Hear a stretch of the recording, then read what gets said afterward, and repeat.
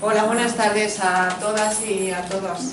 Tenemos hoy una mesa redonda con un tema tremendamente delicado en nuestro país, que son los niños robados, que es un problema, una cosa siniestra que viene desde el franquismo, desde la represión, desde la dictadura franquista.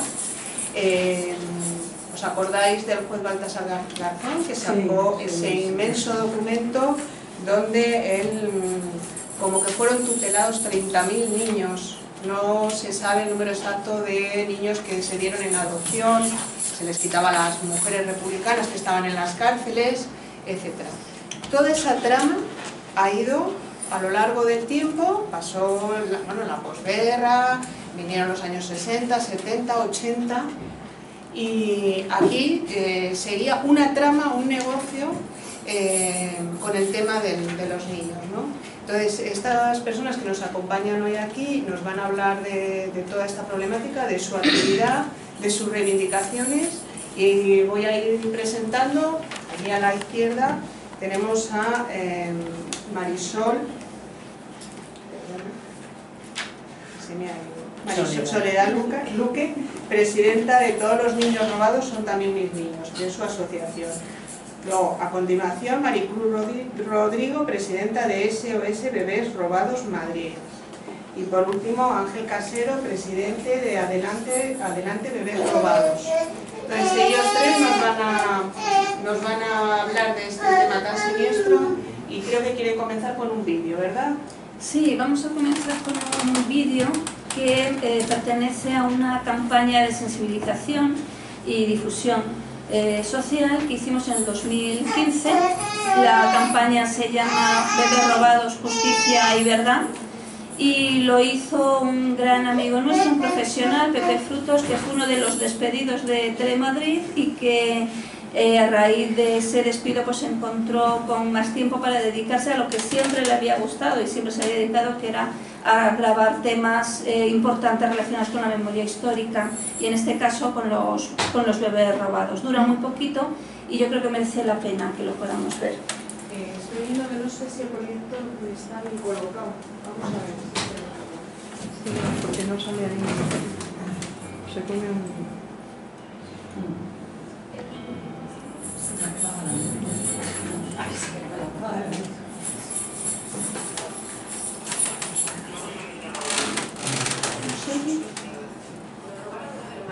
La primera nació en el año 1976 en San Salvador. La segunda en 1990, parto de Teniza, de los cuales quedaron dos, una de ellas. En 1980 tuve un niño en el Hospital General del Cáncer, y a los 2 días de nacer se me mandó una prueba y me lo robaron. Me robaron a mi hijo en el Hospital Clínico San Carlos de Madrid en 1984. Mi hijo nació vivo y lo tuve en mis brazos, y ellos dijeron que nació muerto. El día 15 de agosto del 62, en la clínica San Ramón, nació mi hija Paloma. Me la quitaron de las manos, se la llevaron y dijeron que estaba muerta. Busco a mi hermano, nacido en la Casa de la Madre de Madrid en el año 1967. Mi hermana melliza y yo nacimos en el Hospital General de Alicante en 1962, pero a ella la robaron. Estamos totalmente indignados porque, pese a la prueba presentada, varios tribunales han archivado el caso. En el lugar donde tenía que estar enterrada mi hermana melliza no había nada. A pesar de eso, la Fiscalía archivó el caso.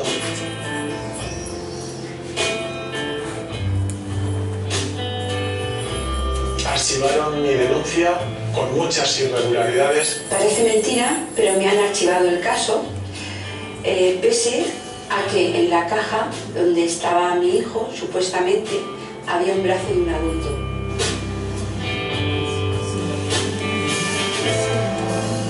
Con todas las pruebas, papeles y todo que tenemos, la Fiscalía me cerró el caso.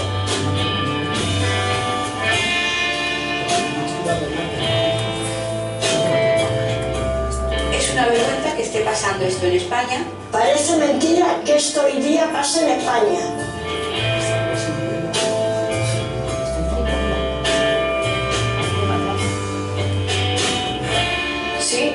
ocurre hoy en España. Me pregunto quién impide hoy día que se investiguen estos casos en España. Cuando somos miles y miles de personas las que estamos en esta situación. No somos pocas familias, son 300.000 niños robados. Es increíble que con tantos casos de bebés robados la sociedad no se conciencie. Pero con la lucha se consigue todo. Yo mismo encontré a mi hermano 49 años después de mi desaparición. A mí su lucha me ha llegado al corazón y más allá. Por favor, no os rindáis.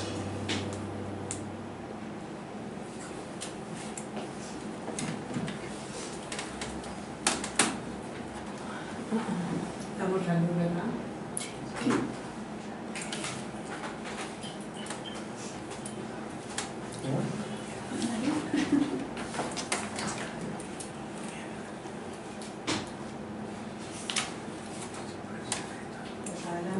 Sí, comenzamos.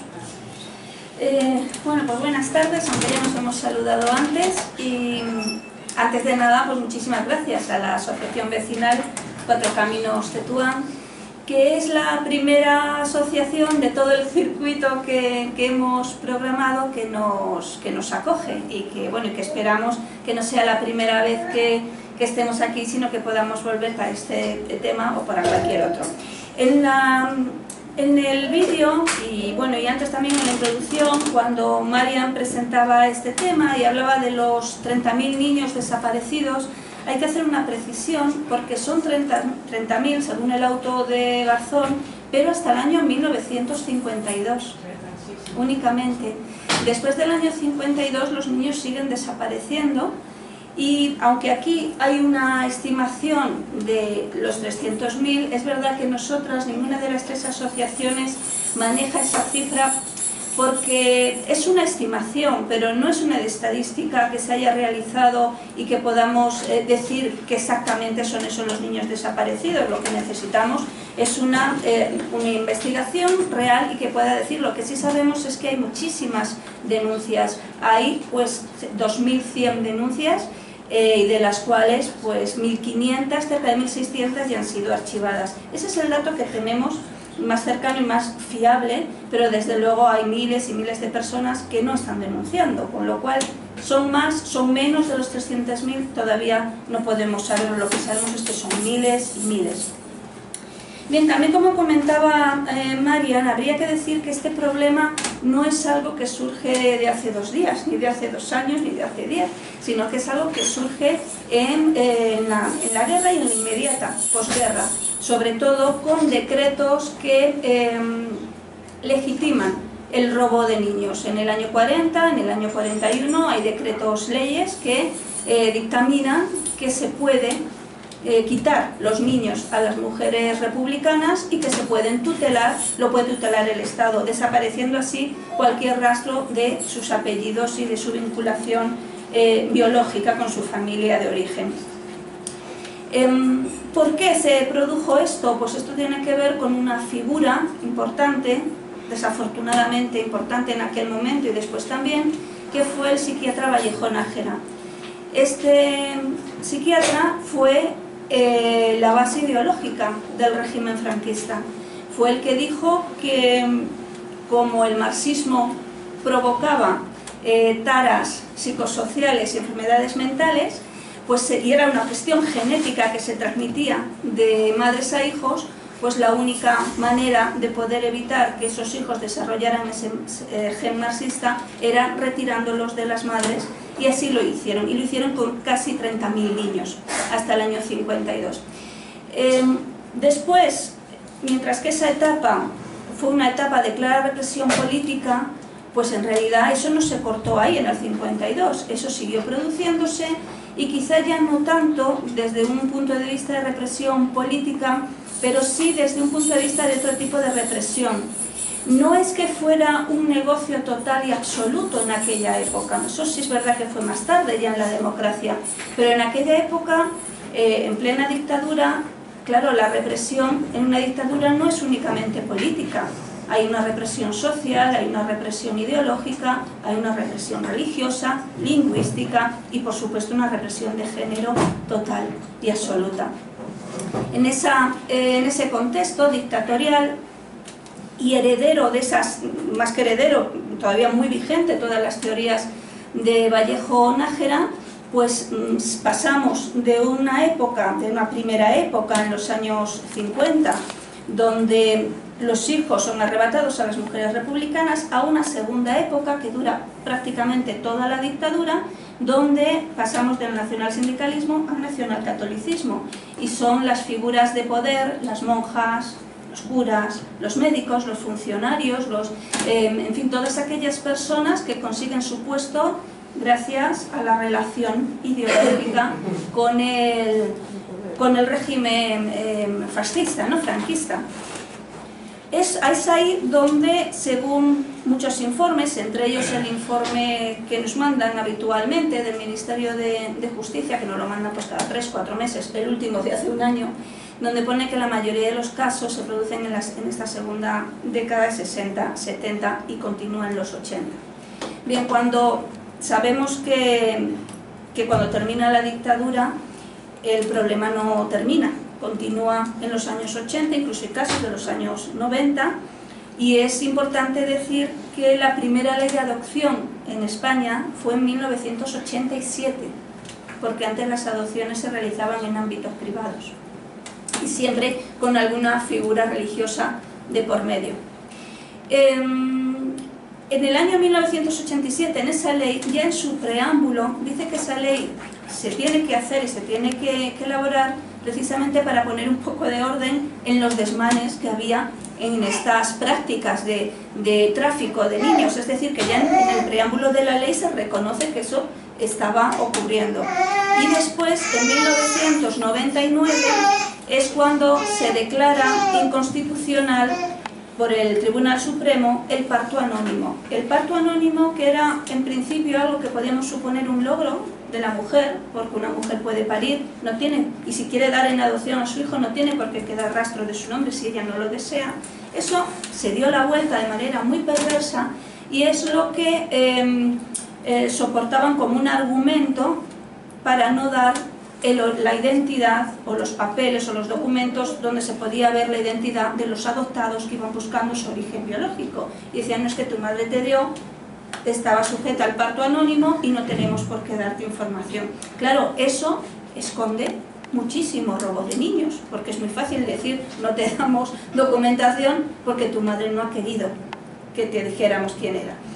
Eso afortunadamente también el 21 de diciembre del 1999 se considera inconstitucional y a partir de ahí se supone que tienen que dar toda la documentación a los adoptados. ¿Es así?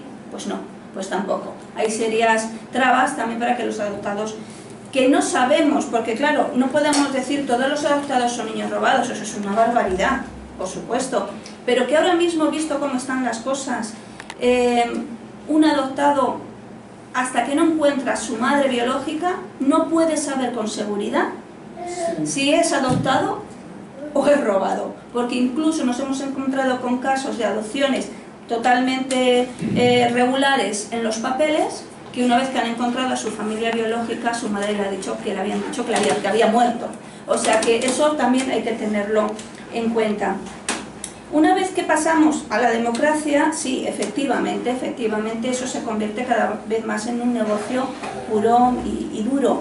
Lo que pasa es que no podemos decir que las tres etapas tengan una separación total y absoluta. Hay algo que las une y lo que las une es un hilo de impunidad terrible, ¿no? Porque por un lado en la dictadura se permitía, incluso con leyes se amparaba. En la democracia pues muchos políticos han mirado para otro lado. No solamente para que no se hiciera... Tengo que darle la merienda al niño. Así está protestando. Ay, Dios mío. Se le ve que no come, se le ve. Claro, siempre que pasa hambre. Joder, me tiene que merendar.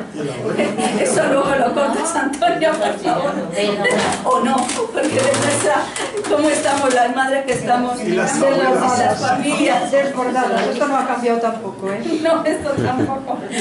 Bueno, en cualquier caso, por continuar, cuando cuando decimos que las 3 etapas están ahí, esto lo ponemos de una manera casi didáctica para poder entender el proceso, pero los motivos se mezclaban y los objetivos también. Es decir, claro que en la primera etapa había más mujeres republicanas, pero en la segunda las mujeres fundamentalmente eran de familias pobres, numerosas, con unas carencias socioculturales y económicas muy importantes, que era un objetivo perfectamente propicio y apropiado para que eso se produjera.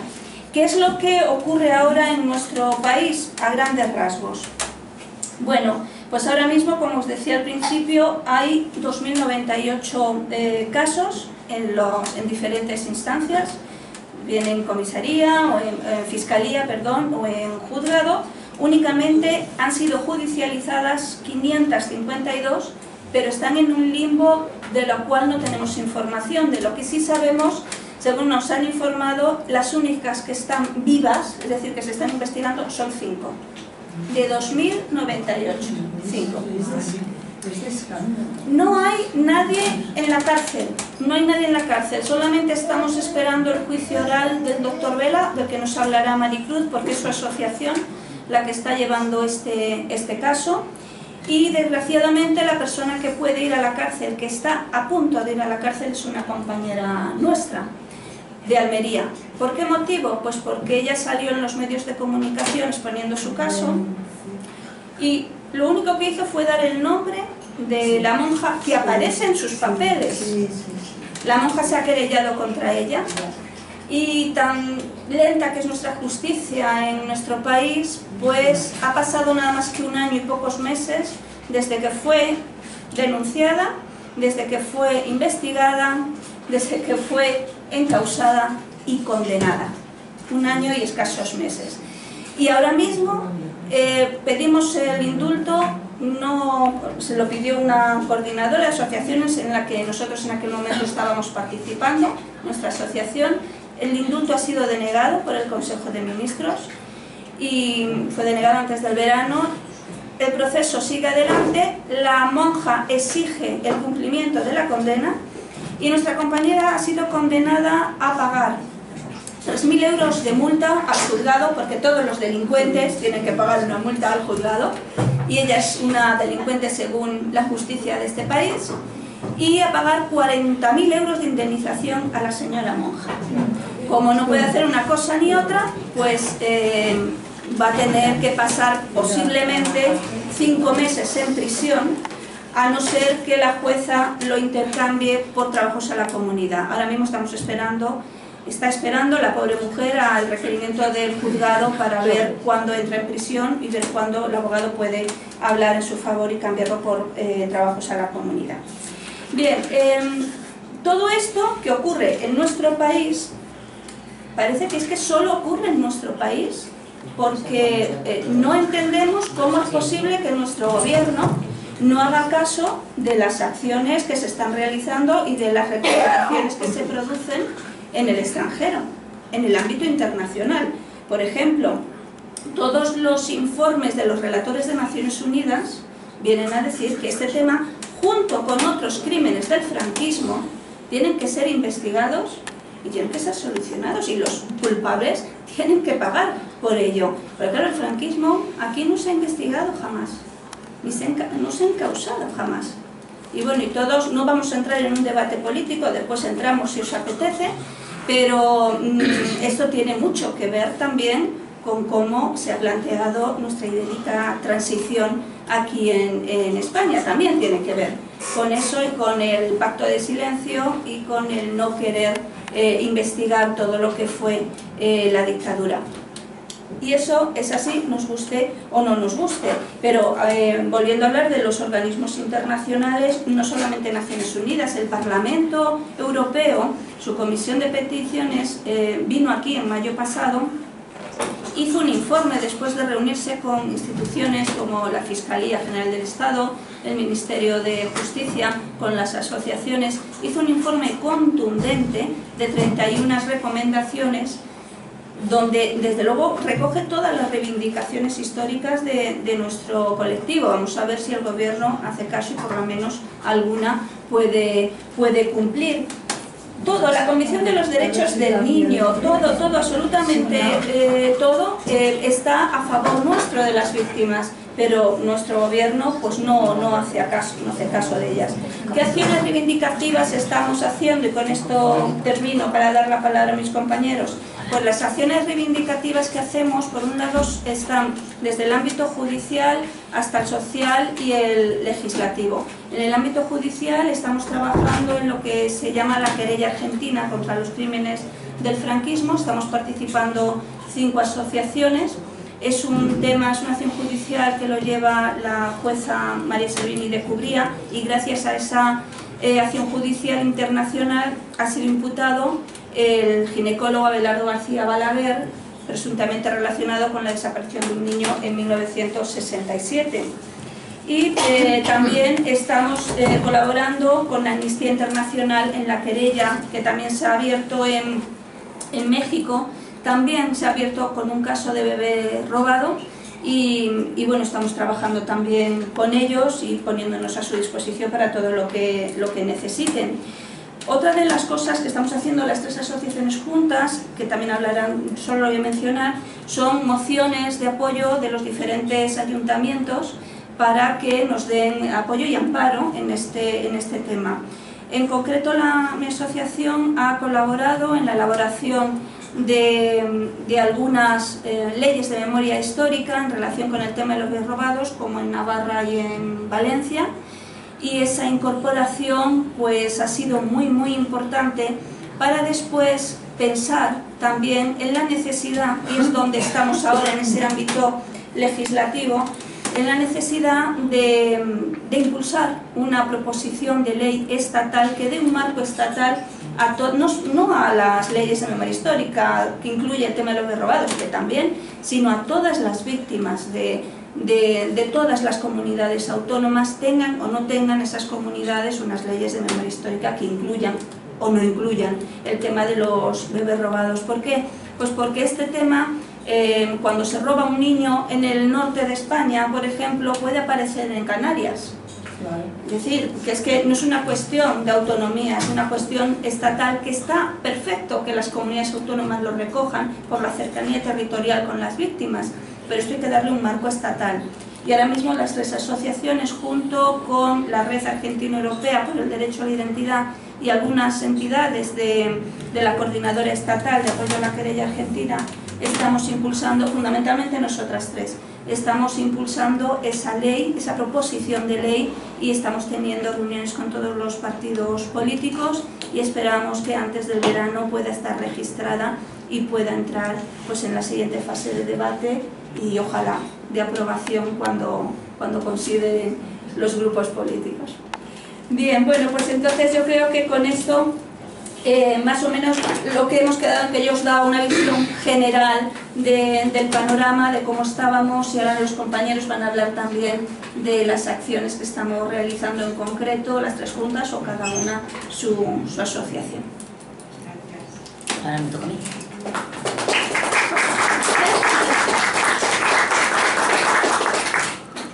Bueno, lo primero, daros las gracias a la asociación y a todos por estar aquí, porque esto a nosotros, cada vez que vamos a los sitios y encontramos gente, nos da mucha fuerza y mucho ánimo. Bueno, pues yo soy una madre que me quitaron mi hijo en el año 80, por eso estoy en la asociación. Ella ha hablado del franquismo, pero nosotros, creo que empezó en el franquismo, pero empezó por quitarle los hijos a las presas políticas, pero creo que ellos vieron pues una manera de ganar dinero, y entonces empezaron a quitárnoslo, la que no teníamos nada que ver con política y no teníamos nada que ver con nada de eso. No éramos familias, tampoco éramos familias tiradas, éramos familias normales, jóvenes, y nos quitaban nuestros hijos para dárselo a gente de más dinero. Entonces nosotros, aparte de los niños del franquismo, nosotros, el 80% de los casos, el 90% casi que tenemos, es del 75 al 87, el 90% de una asociación de 400 y pico personas, con lo cual está bien lo del franquismo, porque es verdad lo que dice ella, pero luego ya se acostumbraron y ya era, o sea, nosotros tenemos una niña del 72 que pagaron 1,5 millones de pesetas. 1,5 millones, y es que tienen los papeles. En el año 72, que era una barbaridad. Y el padre llegó al pueblo y dijo, esta niña es mi hija. Y el primero que la diga algo le corto el cuello. Y esta chica se ha enterado con 41 años, cuando se murió su padre y su madre, que al arreglar los papeles de la casa, pues vio que era adoptada, porque ella hace 5 años la llamaron de un programa, ¿os acordáis del programa de Patricia? Eso que había por las tardes, pues la llamaron de ese programa buscándola unos hermanos. Y ella dijo, qué barbaridad, si yo no soy adoptada, os habéis confundido. Yo soy Ana Belén, pero yo no soy esa persona. Claro, cuando se ha muerto la madre, le preguntó a la madre y la madre le dijo, anda, anda, cuelga ya el teléfono, que eso es una tontería que te han dicho. Y ella dice que se quedó con esa espinita hasta que la madre se murió y ha visto que de verdad era adoptada. Y ahora nos está costando un trabajo encontrar a esos hermanos y a esa familia. Y claro, otros se los llevaban muy... Pues mira, tenemos de Canarias 6 casos y la que más mayor se la han llevado con 5 días. Y también se ha enterado con 40 años que era adoptada. O sea que nos quitaban nuestros hijos, se los llevaban y los ponían como biológicos. Y ahora vas al juez, enseñas un certificado de que esa madre es estéril con 30 años y resulta que a los 50 años tiene un hijo en su casa y lo firma el mismo doctor Vela. ¿Cómo es que ya de una vez esto no empieza a moverse? Porque es que tenemos todas las pruebas. Si yo tengo un hijo como biológico y resulta que yo soy estéril, pues entonces es que más claro no puede ser. Pues nada, es que faltan pruebas, llevamos desde el 27 de abril del 2016 esperando fecha de juicio para el doctor Vela. No sé si les sonará el doctor Vela. Pues este señor se está riendo de nosotros, pero además en nuestra cara. Porque este señor no va a ir a juicio. Porque una vez hablando con él dijo, es que hay más de 15 médicos metidos en esto. Son gente de dinero. Y no es que haya médicos, es que habrá desaguados, fiscales, gente que no podía tener hijos y dijeron, esto era como una incubadora. Y a Madrid venían y se los llevaban. Y este señor, pues claro, no les conviene que este señor hable. ¿Qué pasa? Que están esperando a que se muera, como la monja. O están esperando a que se muera o que venga el hombre tontito que no sé quién soy. Eso es lo que están esperando. Se los llevaban. En Valencia hay pueblos enteros, porque un pueblo a lo mejor de 1000 y pico habitantes y tiene 20 hijos adoptados que están como biológicos y son madrileños, ¿eh? Es que, o sea, que es que algo tiene que haber en esos pueblos. Yo siempre que voy a la televisión les digo, oye, ¿por qué no investigáis? Algo tiene que haber ahí, o el agua, o alguna cosa. Tiene que haber algo que las mujeres jóvenes no podían tener hijos. Y resulta que ahora no pasa nada. Se venían a Madrid y de aquí se los llevaban, vamos, se llevaban hasta hermanos. Se llevaban los gemelos, los separaban, a las madres nos daban el envirreadillo y el que era más hermosillo, ese salía a la venta. Y todo eso comprobado y no nos hacen ni caso. Ya es que no sabemos cómo hacer las cosas. En cuanto te descuidas, te lo archivan. Es que no hay pruebas, es que no investigan. Porque si yo he visto en la televisión, una vez es que me acuerdo que se me quedó clavado, una foca que había comido hace 3000 años, lo que había comido la foca, ¿por qué no saben dónde está el cuerpo de mi hijo? Es que no lo puedo entender, porque mi hijo es del 80, ¿por qué no saben dónde están los cuerpos? No sé, que nos están engañando. Entonces, bueno, pues mi compañera Carmen, que es del año 79, pues ahora la dicen que es que se lo han echado al osario común. Y con eso ya, claro, a ver, al osario común, ¿quién lo va a buscar al osario común? Y yo después de 5 días, que yo vi a mi hijo el 6.º día, voy a verlo, porque es que yo encima me lo dejaron que lo viera 6 días, porque mi hijo era prematuro, era de 7 meses. Me lo metieron en la incubadora y me dejaron de verlo. Pero me dejaron de verlo como desde aquí a la esquina, a mí y a mi marido. Y el 6.º día, cuando vamos a verlo, el niño ha desaparecido. Como yo pensé, qué bien, digo, le van a dar el alta pronto. Sí, cuando vamos y nos dice la doctora, que yo nunca he dicho el nombre de esa señora, ni lo voy a decir. Esa señora nos dijo que el niño se había muerto. Y entonces mi marido le dijo, bueno, pues si el niño se ha muerto, prepararme el cuerpo que me lo llevo a enterrar a Fuenlabrada. Y dijo, no, ¿cómo vais a llevar el niño? No, por Dios, si el niño, pues bueno, déjanos que nos despidamos. No, si está totalmente desfigurado. Vamos a ver, si una persona le da un infarto, todo esto, claro, nosotros teníamos 21 años, tampoco sabíamos mucho de medicina. Eso es lo que ellos hacían, engañarnos a la gente joven. Entonces dijo que estaba totalmente desfigurado. Entonces mi marido le dijo, le tapáis la cara y nos dejáis por lo menos de despedirnos de él. Dijo que no. Dice, bueno, pues preparadme el cuerpo que nos llevamos a llevar a enterrar a Fuenlabrada. Y ya como vio que éramos tan pesados, dice, oye, pero vamos a ver, vosotros tenéis 200.000 pesetas. 200.000 pesetas del año 80, ¿sabéis lo que era? Pero ¿cómo íbamos a tener si acabábamos de meternos en el piso y teníamos un bebé de 1 año? ¿Cómo íbamos a tener nosotros 200.000 pesetas? Claro, ahí nos pilló. Y ya, bueno. Durante 3 meses estuvimos yendo al hospital. Porque mi marido, ese señor que está ahí, es mutiquimiqui para todo. Y le gustan las cosas muy bien hechas. Dice, oye, que no has tenido un grano. Es que hemos tenido un hijo. Y esta señora no nos quería dar papeles. No le registréis. ¿Cómo le vais a registrar? Si es que era muy pequeño. Aunque sea muy pequeño, tenía 6 días. Entonces yo creo que... Pero ya que no. Fuimos al registro civil. Fíjate cómo nos vieron de pena, que cuando entramos al registro civil había una señora más mayor y una chica joven. En un registro no entra nadie al registro, en el de Villaverde, que entonces era Villaverde. Nos entraron dentro y fueron a por unas manzanillas, a por una tila para los dos, de cómo íbamos. Dentro del registro, estuvimos allí con ellas, con las chicas, con las mujeres. Y fíjate, cuando tuvimos al otro hijo, 1 año y medio después, nos conocieron. Y esta mujer del registro dijo, ¿cómo que no vais a inscribir al niño? No, porque la doctora ha dicho que no. Dice, mira, si dentro de 20 años hay una guerra y a vosotros a vuestra casa llaman y ese chico tiene que ir a la guerra, ¿cómo justificáis que el niño se ha muerto? A ver, si dentro de unos años aparece un cadáver de un bebé en una cuneta, pues, la policía va a preguntar a tus vecinos, oye, ¿esta señora estaba embarazada? Sí, se fue a dar a luz y volvió sin niño. Entonces podéis tener problemas. Bueno, pues lo escribimos. Cuando fuimos al hospital, madre, la doctora esa, ¿cómo nos puso? ¿Cómo nos puso?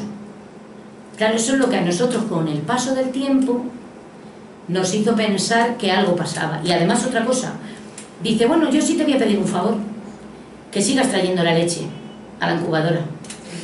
Y le dice mi marido, joder, pues no me has dicho que el niño se ha muerto. Dice, sí, pero la leche de tu mujer, bueno, buenísima para otros bebés.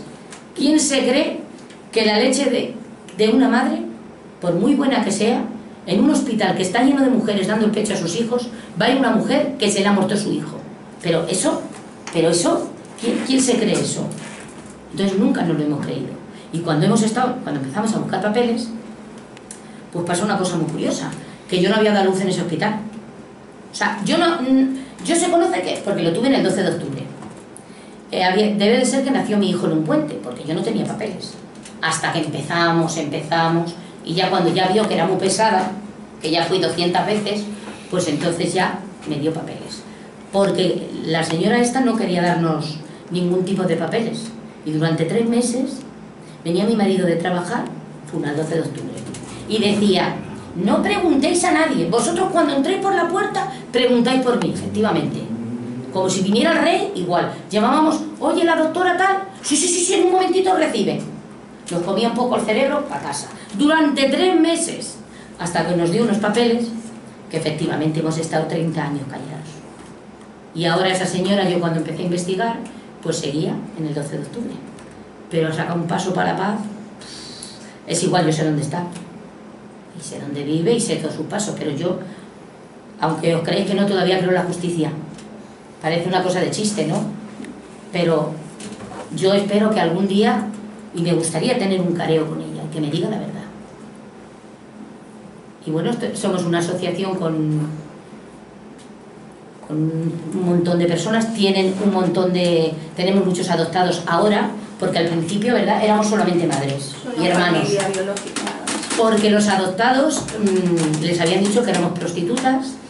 El que lo sabe, si tu madre te dejó, tu madre era una prostituta, tu madre era una guarrilla, tu madre... O sea, claro, ellos es como una rabia la que tenían hacia las madres, hasta que han empezado a juntarse en las asociaciones, han empezado a ver cómo somos las madres, que somos mujeres normales, que ni somos prostitutas, ni somos drogadictas, pero ni a una prostituta, ni a una drogadicta nadie le tiene por qué quitar su hijo, porque puede ser muy puta, pero puede ser una gran madre. Y se ha acabado. Entonces no tienen el por qué quitárselo, pero es que nosotros no lo somos. Entonces no tienen el por qué quitárnoslos. Y me gustaría dejar un ratito para que mi compañera Carmen pues contara también su caso. Bueno, porque está mi compañera ahí, que se lo quitaron en el 79 y bueno, pues estamos luchando, no vamos a parar, estamos trabajando con ellos. Este es el primer encuentro que tenemos en asociaciones, lo agradecemos mucho. Ya tenemos para abril en Fuenlabrada en una asociación y bueno, yo creo que vamos a conseguir bastante, ¿verdad? Los tres juntos yo pienso que esto se va a mover más, porque ellos se están dando cuenta que juntos podemos meterlo más caña, porque es que si no, esto es... Pero vamos, que no vamos a parar. Yo hasta que no sepa dónde está mi hijo, muerto o vivo, no voy a parar. Y cada vez tengo más la certeza de que mi hijo está vivo. Que no es mi hijo, porque además otra cosa quiero que quede muy clara. Esto es tan triste que aunque tenga un final feliz, siempre es triste. ¿Por qué? Porque esos hijos no los hemos criado, los hemos parido. Que las que hemos parido, que antes no había epidural, sabemos lo que es parir un hijo, ¿eh? Y sabéis que eso se lleva en el corazón toda la vida. Porque yo tengo 3 hijos. ¿Ves? El sábado celebramos el cumpleaños del niño. Y yo cada eso, a mí me falta algo. A mí me falta algo, pero de siempre. Las comuniones de los otros, las fiestas, a mí me falta algo, ¿eh? Entonces, si yo sé que mi hijo de verdad murió, que no me lo creo, pues oye, se hace el duelo y ¿qué vas a hacer? Pues tienes que seguir para adelante. Pero no saber dónde está, con quién está, si está bien, es una cosa muy triste. Y es una cosa que nos han hecho muy fuerte. Y no queremos dinero, ni queremos venganza, pero sí queremos justicia, porque creo que nos lo merecemos. Creo que merecemos... A nosotros en la asociación se han muerto ya 3 madres, una de ellas con 95 años, con la pulserita de su hijo, estas que le ponen en los pies, del 66, y se ha muerto esa mujer diciéndole a su hijo: José, busca a tu hermana. Eso es tan triste. Yo cada vez que se muere una me siento más mal, me siento muy mal, porque digo, jo, es que se ha muerto y no he podido ayudar a esta mujer, y me queda siempre esa cosa. Entonces, bueno, pues agradecemos mucho estas cosas, porque nos dais mucho ánimo. Y no sé, me gustaría que mi compi, no, pero que ella en 5 minutillos que cuente su caso, tú, venga, pues venga, Angelillo. Perdona, no sé si me enrolla mucho. No, está fantástico.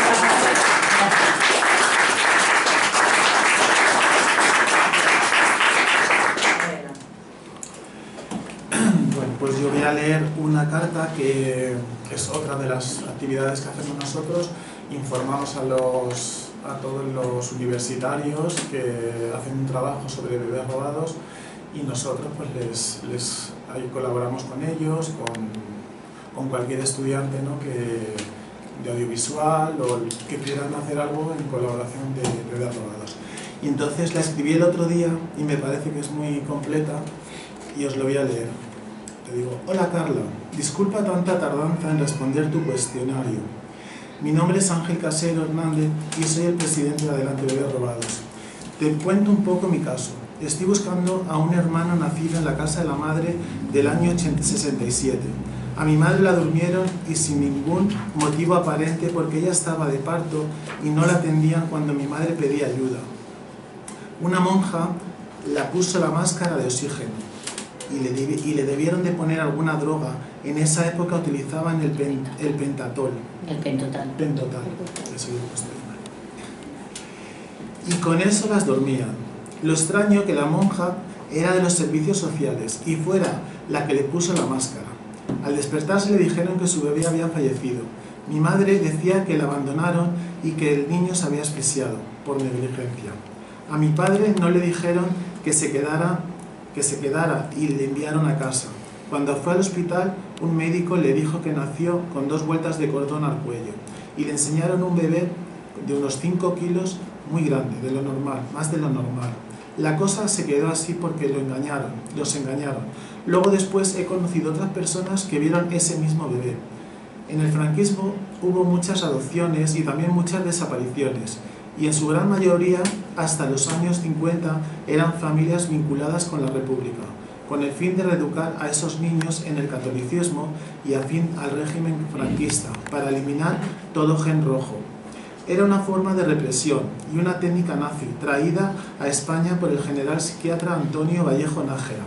Años posteriores, me refiero en los 60, seguían robando niños, pero de una manera más prudente. En este caso,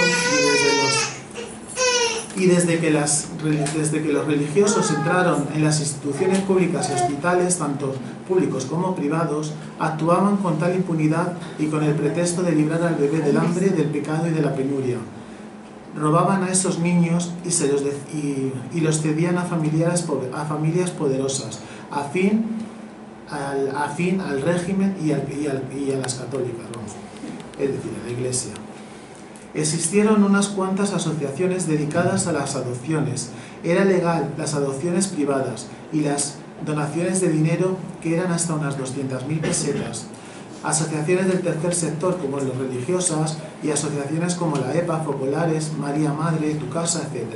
Estas asociaciones buscaban familias adoptantes y las preparaban durante unos 2 años aproximadamente hasta que se realizaba la adopción del bebé. Primero daban ese donativo a las asociaciones, pagaban los gastos del hospital del parto de la madre biológica y luego pagaban escrituras de adopción. Aquí entraban personal funcionario, abogados, notarios, jueces, registradores, médicos, matronas, monjas, eran trabajadoras sociales que decían que las madres podían tener a sus hijos. Las familias, ellas decidían qué madres podían tener sus hijos y las que no, claro. Las familias humildes, solteras y las descarriadas eran las víctimas perfectas. En la década de los 70 y 80, y luego fue menguando hasta los 90, el robo de niños. Cuando más desapariciones hubo fue en la década de los 70 y los 80. En el 82 se constituyó ya un gobierno democrático. Se continuó con las desapariciones de los bebés recién nacidos y se certificaba la muerte de muchos de ellos. En la asociación atendemos a adoptados que buscan sus orígenes y familias que les desaparecieron a un bebé en extrañas circunstancias. Digo eso porque las familias sabían de antemano que algo no estaba bien y claro, esas personas, los sanitarios y los religiosas, eran intocables y aparentemente buenas. ¿Cómo te van a robar un bebé? Se les informa de cómo empezar a buscar la documentación que nos ayude a rastrear el destino de los bebés robados. A veces aparecían 2 fallecimientos distintos por enfermedades distintas. Otras veces el bebé fue enterrado en 2 cementerios y otras documentaciones inexistentes. Los adoptados deben ir a la búsqueda de orígenes, a buscar su expediente de adopción, etc., dependiendo de qué hospital que naciera, si la adopción se hizo por privado o no, no se van a encontrar rastro de la madre. En la actualidad han aparecido pocas personas que fueron robadas, en comparación con los que fueron dados en adopción. También porque una gran parte de personas están registradas como hijos biológicos. Unos lo saben y otros no se enteran cuando se enteran cuando se van a casar o cuando fallecen los padres adoptivos. Nosotros como asociación no ponemos denuncias y sí buscamos abogados económicos y las familias deciden qué hacer.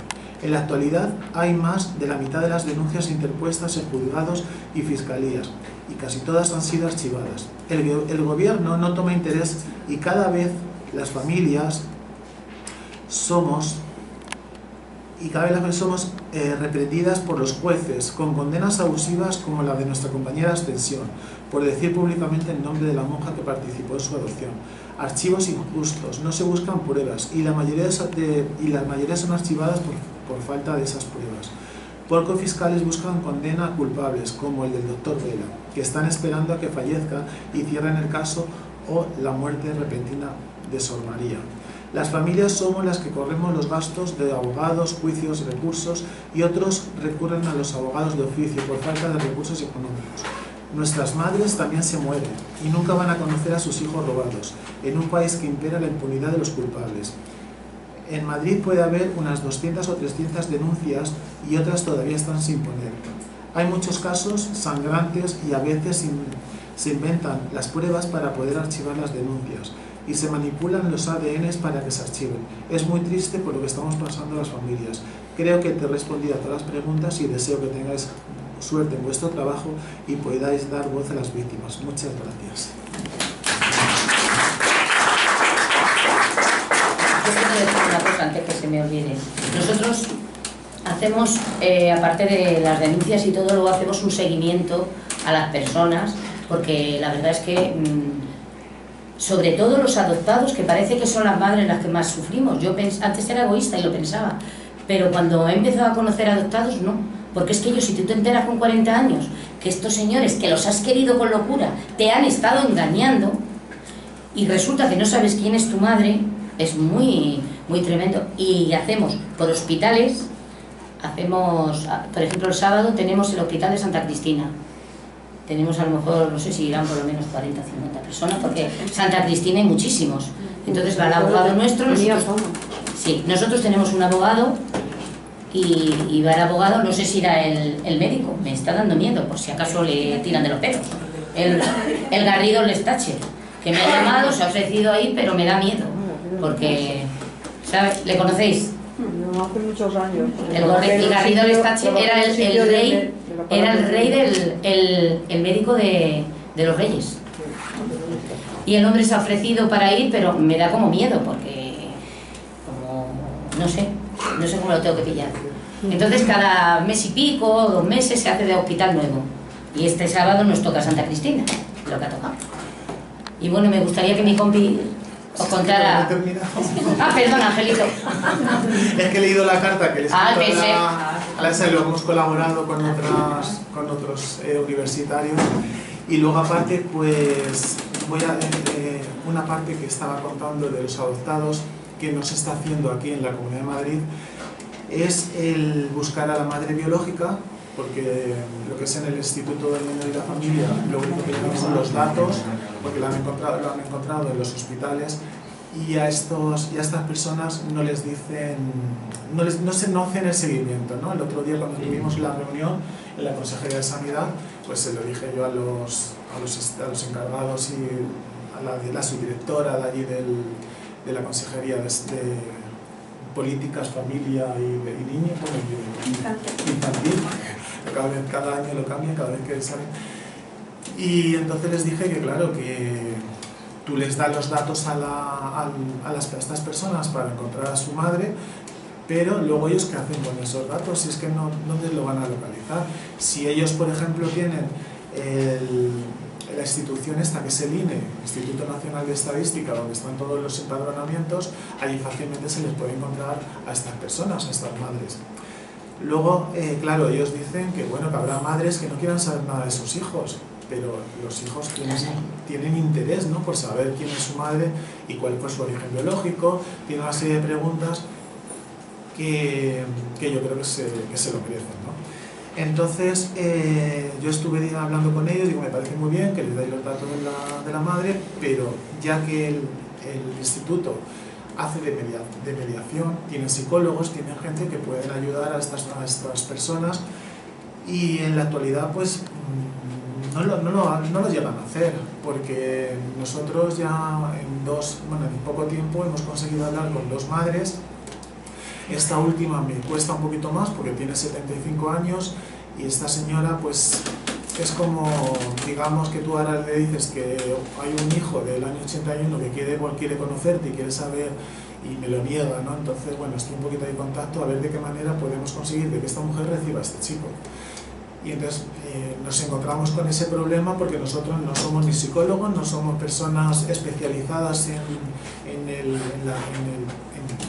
todo lo que nos ha venido encima, y lo único que sabemos es que nos han desaparecido nuestros familiares, porque para nosotros ahora mismo están desaparecidos, porque de momento no nos ha dicho el gobierno dónde están, si están vivos o si están enterrados, no sabemos nada, porque cuando se hicieron las exhumaciones en Madrid fue en el año 2002, y esas exhumaciones no sabemos ni si han sacado cuerpos, se han sacado sábanas, no han avisado a las familias que les iban a sacar de allí, y a otras pues sí les han avisado, pero Pero es todavía muy triste porque no nos están ayudando como realmente debieran. Ahora, bueno, parece que hay un intento de querer, las elecciones están para el año que viene. Tenemos que aprovechar.